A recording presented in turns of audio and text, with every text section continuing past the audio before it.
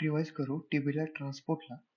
Actually यामध्ये काय होतं, की हे जे इथे बोमेन कॅप्सूल आहे आणि हा जो पार्ट आहे, हा प्रॉक्सिमल कॉन्व्हेंट्रेट ट्युब्युल आहे. हा जो पार्ट आहे, तो प्रॉक्सिमल कॉन्व्हेंट्रेट ट्युब्युल आहे. पहिलं तुम्हाला समजावं लागेल, की जी प्लाझ्माची ऑस्मोलॅरिटी असते, ती असते 300 मिली ऑस्मॉल असते. ठीक आहे.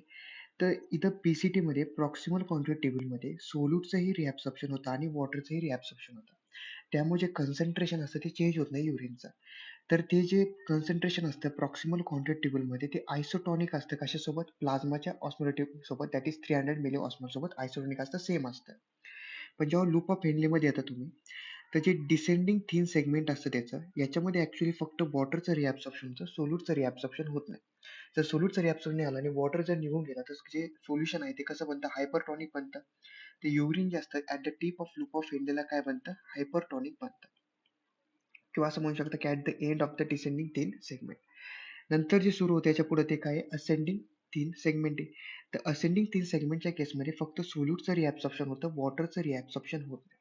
तर युरिनचं जे कन्सन्ट्रेशन असेल ते काय होईल? कमी होईल. त्यामुळं at the end of the thick ascending लिंब युरिनचं जे कन्सन्ट्रेशन असेल ते कमी होईल. दॅट इज हायपोटॉनिक होतं आणि पूर्ण डिस्टल कॉन्ट्रॅक्ट ट्युब्युल ते कसं राहतं? हायपोटॉनिकच राहतं. आता कलेक्टिंग डक्टच्या केसला हे डिपेंड करतं कलेक्टिंग डक्टमध्ये ते तिथून बाहेर कसं येईल. एक तर ते हायपोटॉनिक प्रकारे बाहेर येऊ शकतं किंवा हायपोटॉनिक पद्धतीने बाहेर येऊ शकतं. हे डिपेंड करतं एका हार्मोनवरती ज्याचं नाव आहे ADH. जर ADH हार्मोन प्रेझेंट असेल तर तो काय करतो इथं जे हायपोटॉनिक युरिन आलेलं आहे त्याच्यातून तो वॉटरचं रिॲब्सॉर्प्शन वाढवतो. जर वॉटरचं रिॲब्सॉर्प्शन वाढवलं तर काय होईल कन्सन्ट्रेशन युरिनचं वाढेल तर युरिन जे असेल ते हायपरटॉनिक बाहेर येईल. राईट. आणि जर ADH हार्मोन जो असेल तो ॲब्सेंट असेल तर वॉटरचं रिॲब्सॉर्प्शन होणार नाही. उलटं इथून थोडंसं अजून सोल्यूटचं रिॲब्सॉर्प्शन होतं आणि त्या सोल्यूटच्या रिॲब्सॉर्प्शनने जे कन्सन्ट्रेशन इथं जे हायपोटॉनिक युरिन आलं ते अजून जास्त हायपोटॉनिक होऊन बाहेर पडतं. हायपोटॉनिक होऊन बाहेर पडतं. जेव्हा ADH हार्मोन जो असेल तो ॲब्सेंट असेल. तर प्रेझेंट असल्यावर हायपोटॉनिक आणि ॲब्सेंट असल्यावर हायपोटॉनिक. आता याच्यावरती क्वेश्चन कसे येतात, की जर ADH हार्मोन प्रेझेंट होता, तर मॅक्सिमम युरिन टोनिसिटी कुठं होती? तर मॅक्सिमम युरिन जेव्हा ADH हार्मोन प्रेझेंट असतो तेव्हा मॅक्सिमम युरिन टोनिसिटी कुठं राहील? तर हायपोटॉनिक म्हणायचं आहे त्यांना. तर ते हायपोटॉनिसिटी कुठं राहील? At the tip of the loop of हेनलीला राहील आणि अजून कुठं राहील?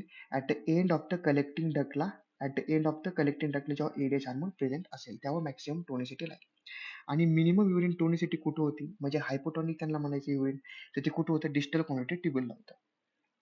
आता जर ADH हार्मोन ॲब्सेंट असेल, तेव्हा मॅक्सिमम युरिनची टोनिसिटी कुठं राहील? तर कलेक्टिंग डक्टच्या एंडला आता राहणार नाही. फक्त टिप ऑफ लूप ऑफ हेनलीला राहील. तर तिथे दिलंय tip of loop of Henle. And minimum युरिनची tonicity that is hypotonic nature कधी राहील? तर आपल्याला माहिती at the end of the collecting duct कारण की कलेक्टिंग डक्टच्या एंडला जेव्हा ADH हार्मोन ॲब्सेंट असतो, सोल्यूटचं थोडंफार रिॲब्सॉर्ब होऊन वरचं जे हायपोटोनिक असतं ना, ते अजून जास्त हायपोटोनिक बनतं. त्यामुळे मिनिमम युरिनची जी टोनिसिटी असते, ती at the end of the collecting डक्टला असते. That's it.